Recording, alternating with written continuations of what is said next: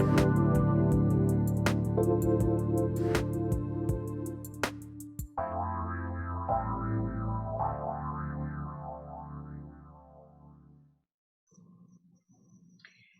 everyone, and welcome to the Kornelia Stephanie Show. We have a really, really awesome show lined up for you today because we're going to be talking about, are you nervous to ask financial questions to your advisors or those close to you? What's holding you back from asking the questions? We're going to talk about standing up for yourself and asking these questions. Because when we look back, we can actually see how many times have we been uncomfortable in asking financial questions. Today's show is with our awesome lady boss entrepreneur, Joan Sharp. Joan Sharp of Family Advisors is not just an advisor, she's a thought leader in the area of changing your money mindset. Joan encourages us to change the difficult conversations that we have that are all about money to a pleasant conversation about a shared vision, and you will better support your values, life experiences, legacy, and wealth. Welcome to the show, Joan. Hey, Cornelia. It's great to be here. We are pre-recording just before Christmas, but this will be running on Christmas Day, and some people will see it after. So I want to say for those who celebrate Christmas, Merry Christmas, and hope you are having a pleasant one. Yeah, absolutely. And hopefully this conversation, as you hear it, may ring a bell of some conversations you're going to be having after Christmas about asking questions about money. Cornelia, have you ever had a situation where you've been with an advisor or someone, maybe even on a nonprofit board of some sort, and something just didn't look right, but you felt like you were supposed to know that, so you didn't ask the question? So personally, for me, when I look back, because of my own journey that I'm on as an empowerment coach and as an entrepreneur, I personally have not experienced that, but I have coached entrepreneurs who have, and I've had people actually on the show who have been in those situations where and I think even Joan, we had one of your coaches, one of your mentors on, I think it was in October, you brought her on as a guest, and she also, what was her name? Moira, what was her last name? Summers, Dr. Moira Summers. Yeah. And I think she was talking about how a lot of people feel uncomfortable talking to their financial advisors and are not asking the questions they should be asking. Yeah. Well, I mean, I've even had a situation, and I'm trained, right, as a certified financial planner, my master's in financial services. And I will say, and so this is not, so there was a certain, I'm going to say strategy we were using that I was very familiar with.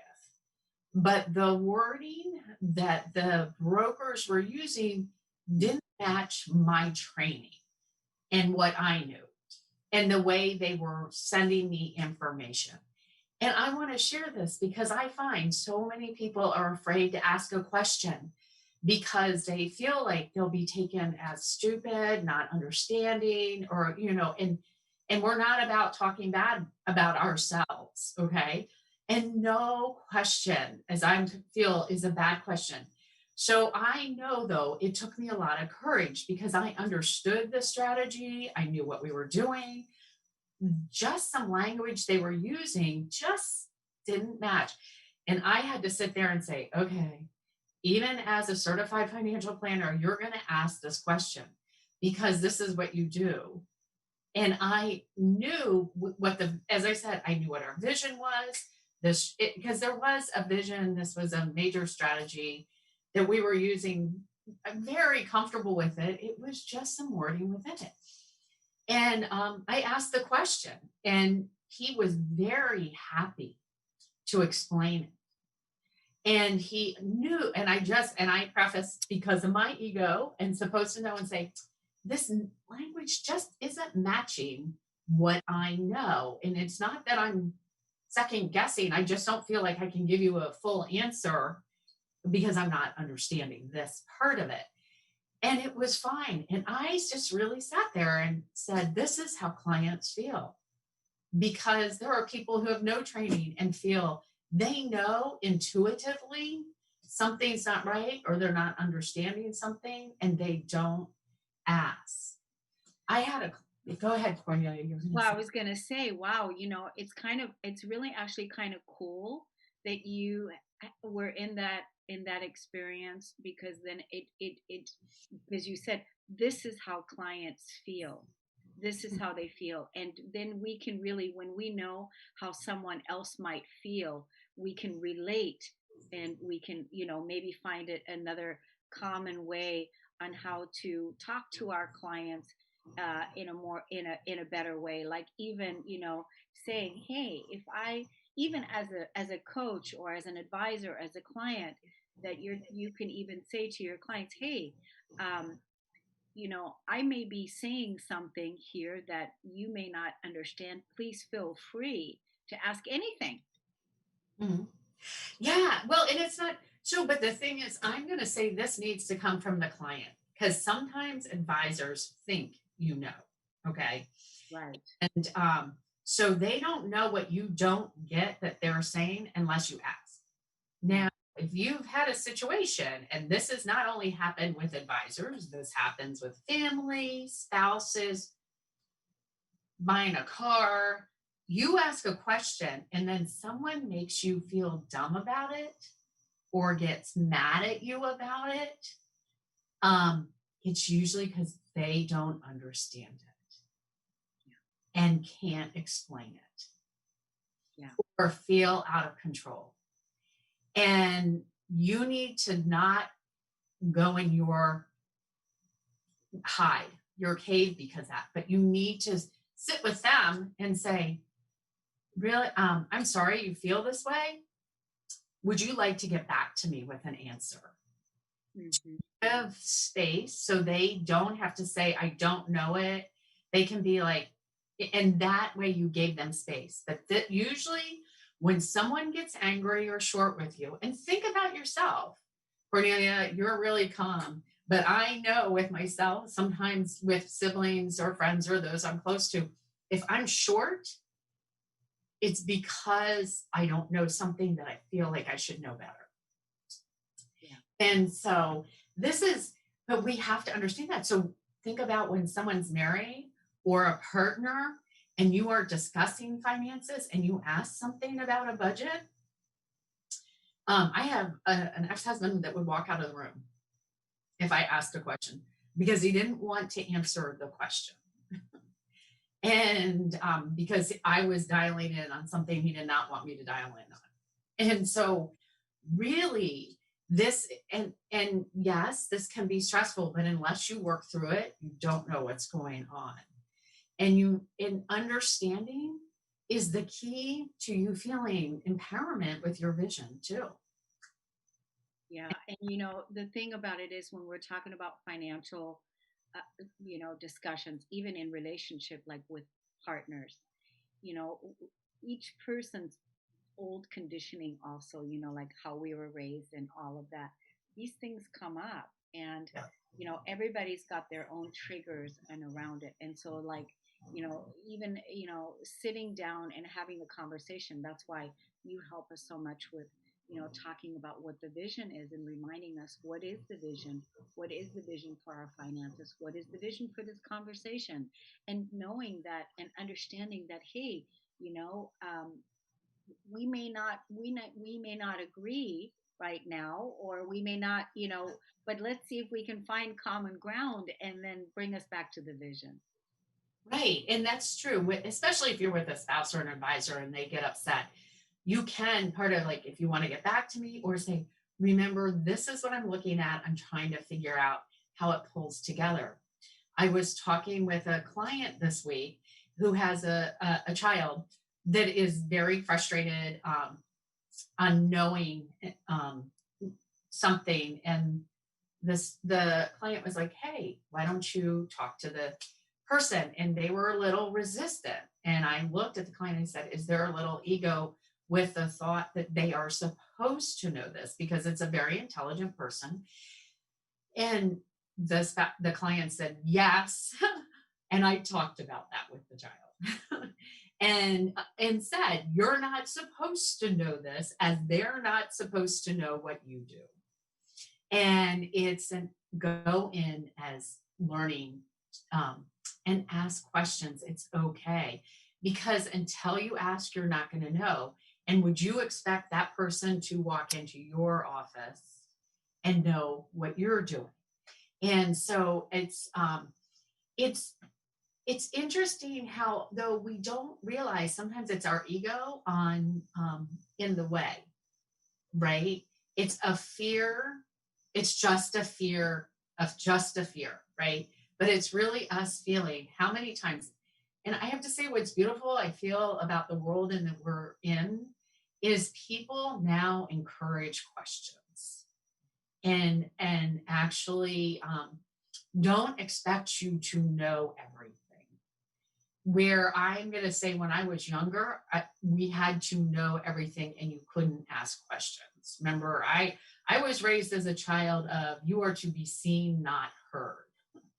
And that kind of went into school a little bit, but that has changed, I think, a lot more. That it is, you can ask questions. Yeah, and you should ask questions because it's your experience. It's you're part of the that you're part of the creation of the experience and being part of it. You know, having a relationship with this person, relating to this person. So asking the question. But I was raised that same way too. You're to be seen and not heard, and so I know what you're talking about there. But I remember, even a time when I was, still out in the corporate world, and I was, in management positions. And I remember when I would have to deal with clients or different people, and they would come in and they would ask me certain questions. And if I didn't know the answer, then it was absolutely okay for me to say, I don't know the answer to this, but I'm going to go find out. And if we say something like that, that's really true and honest, because we don't have to know everything.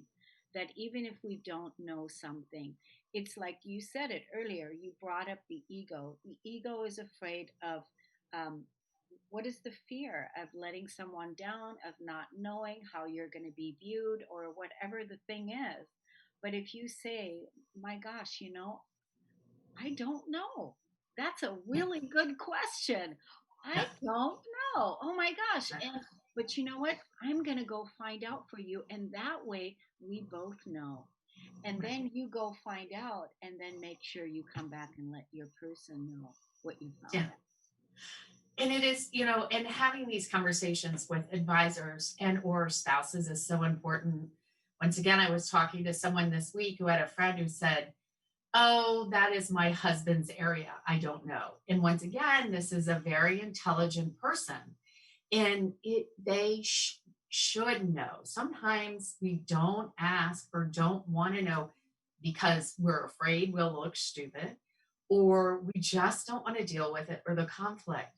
But I have someone else who didn't ask questions on how things are tied together and now has caused a big problem. And not in the marriage, but it has caused a big problem in some financial areas, of covering some stuff. And it, and then in cases like this, when the spouse also says, especially if it's a female, but this can happen if it's a male, that's their area, I don't deal with that. If there is a sudden death or a sudden impairment, all of a sudden you have to take it on. And now you're taking on the trauma of the change, and then the trauma of whatever it was that kept you back from asking those questions on what is at work and how does it work. This takes, once again, my big thing of patience and no judging. Just go with inquiry and appreciation for whatever they're doing. And remember what the vision is. The vision is for you to be educated and to understand how it fits into your bigger vision of where you want to go and what you want to do and how you want to be and how you want to show up with this. And this is why I have the Siri model, which the C is communication is the key, the basis. And then envisioning, having in mind what it is and communicating that vision and what are the resources around it, how are they going to work and how do they support that? And then implementation and working with that. And it's so important to do this. And I don't know, Cornelia, if you want to jump in here, if you had something you wanted to say about seeing this, a story where people asking to clarify, making a difference in the communication. I think it's so important, like the whole thing with always with, clarifying and asking when we're communicating. I think it's so important, that we say, what I heard you say is this. That is, am I getting this? Did I hear you correctly by saying you said this, and did I hear you say that? And to be clear in the communication, especially when it comes to financial uh, visions and communications, and to always ask, did I hear you say this? Am I perceiving this correctly? Am I understanding this correctly? Did I hear you say you meant this? Because a lot of times I find that when we're communicating, depending on where the person is in their life, what they've got going on, where their perception is, I feel like, there's always possibility of miscommunication, of you know Yeah. they people misunderstand each other.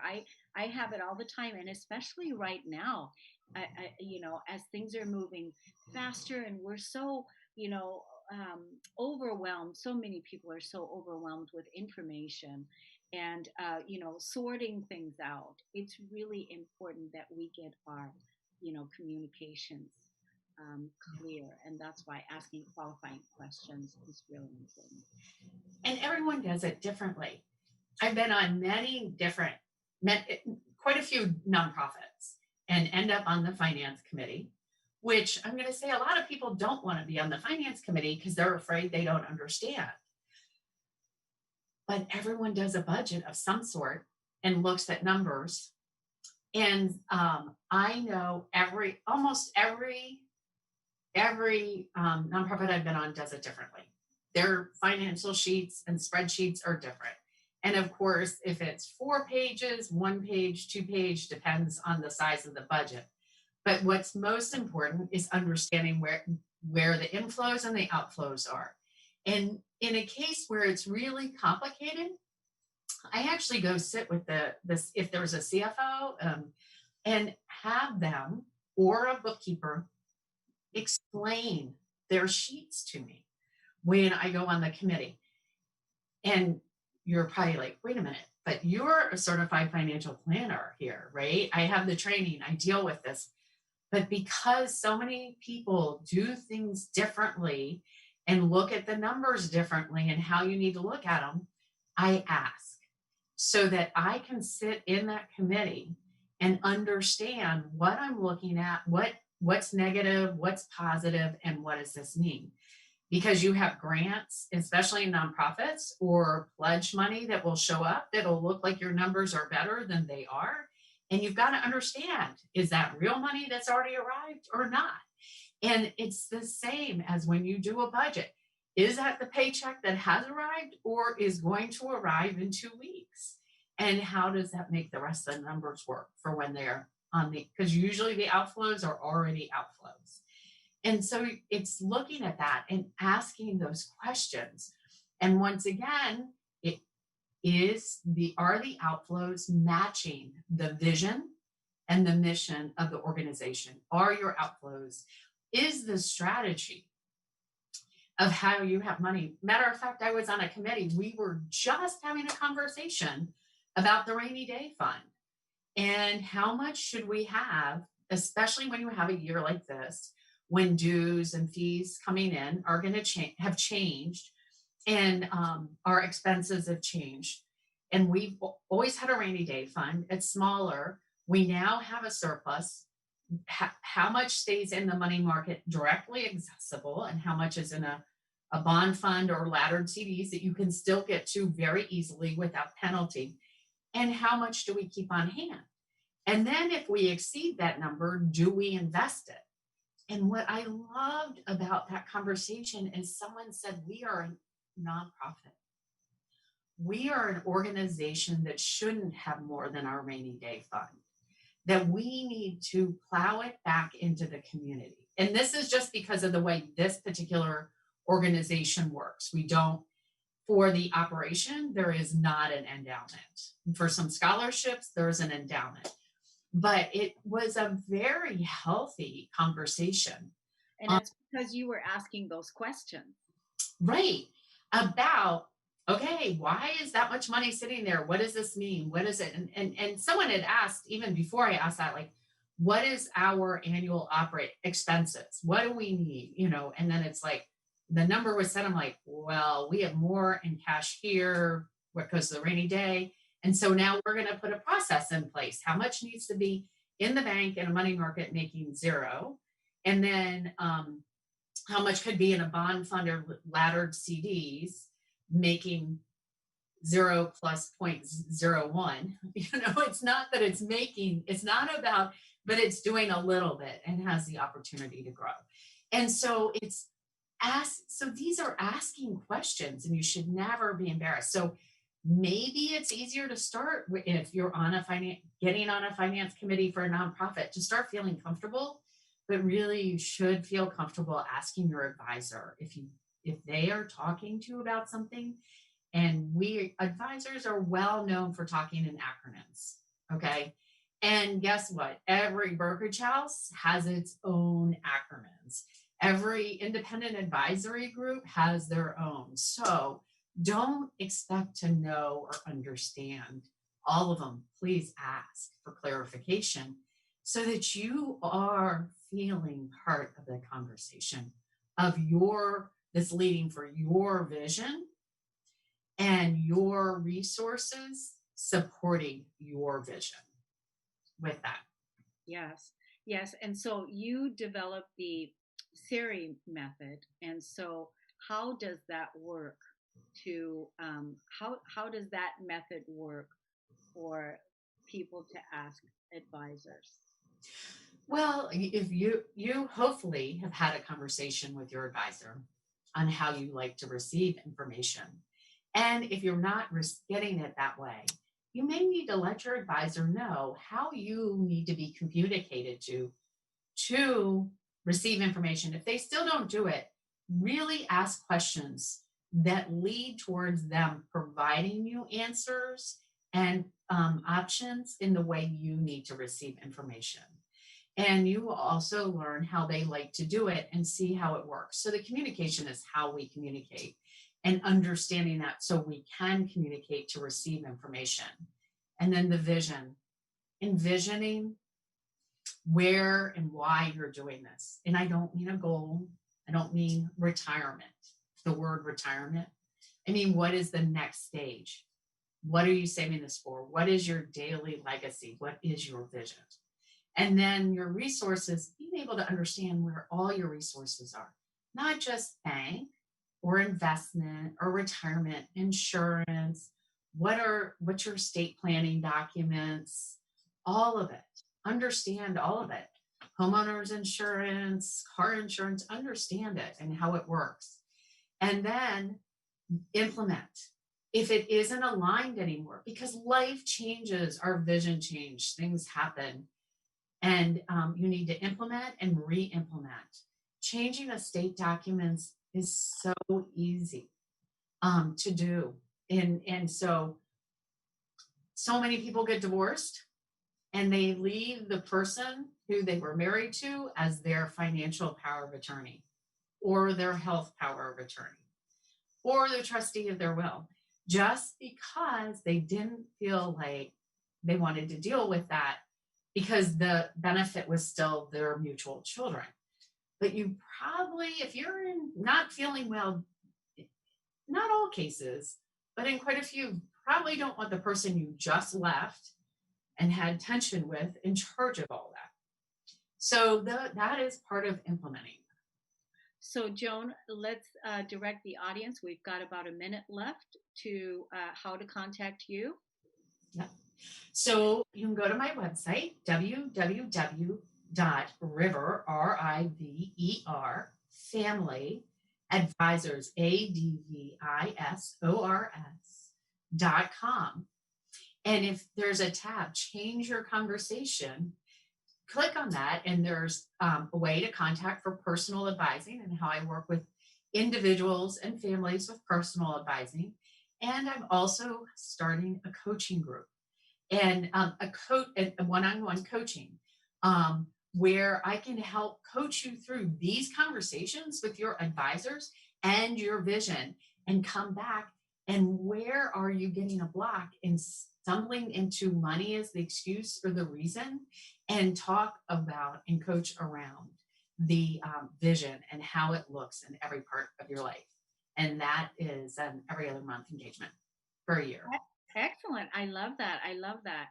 Thank you, everybody, for listening and for tuning in. Thank you always, Joan Sharp, for helping us change the conversation from money to vision.